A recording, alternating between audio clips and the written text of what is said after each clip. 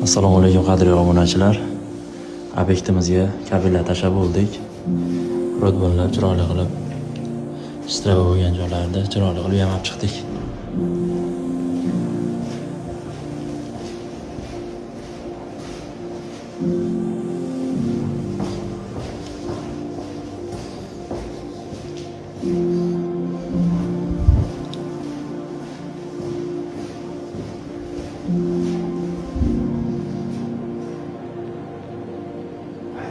Mana ikkinchi uyimiz ham tayyor bo'lgan.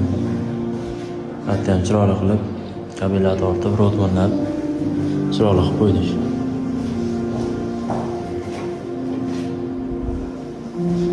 Bu mana shu 6 xonali uyimizni shita tepasida va to'shkaniki. Aslida o'zimiz chiroyli qilib avtomatlar terib yana sizlarga obzor qilamiz.